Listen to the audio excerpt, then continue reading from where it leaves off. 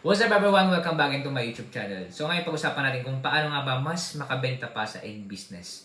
Alright, so bago tayo mag-start sa ating vlog, okay, kung hindi pa subscribe sa aking channel, please subscribe, notification bell para update po kayo sa aking mga bagong vlog na upload in the future. At the same time, pag na-reach po natin yung 100 subscriber after this year 2025, ay magpapag-giveaway po tayo. Alright, balik po tayo sa ating topic. Kung makita nyo po sa aking picture, this thumbnail, bago nyo click tong video na to, na yan, nagde-deliver po ako sa bahay-bahay. So nabanggit ko po sa inyo sa mga una kong vlog na ang kapal ng mukha ko kapag pupunta ako sa mga bahay kahit hindi ko kilala, sa mga barangay namin, okay, na hindi ko kilala, na baka gusto nilang bumili.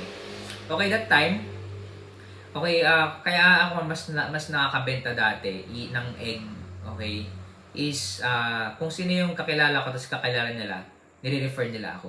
Uy, gustong bumili nito. Kaya ako pupunta lang ako sa mga bahay nila. Kaya andyan yung tinatawag na yung marketing strategy dun sa Facebook o kaya sa Messenger. Chat nyo lang yung mga kilala nyo, baka gustong bumili.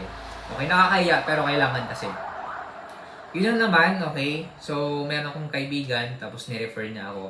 Okay? Kaya, iba rin talaga kapag alam nila yung meron kang negosyo. Okay? Kaya, kailangan mong pasubugin yung business mo doon sa social media. Post lang kayo everyday. Okay? Salamat po sa inyong panonood. Bago tayo matapos sa ating vlog, kung gusto nyo bumili ng aking libro, okay, Negosyo Reality, okay, baka makatulong sa business nyo. Click nyo lang po yung Facebook page, official link po natin. At message lang po kayo. Kung may katanungan po kayo, message lang po kayo doon at sasagutin po natin sa ating mga vlog in the future. Salamat po and ingat-ingat po tayo. God bless to your business. Bye-bye.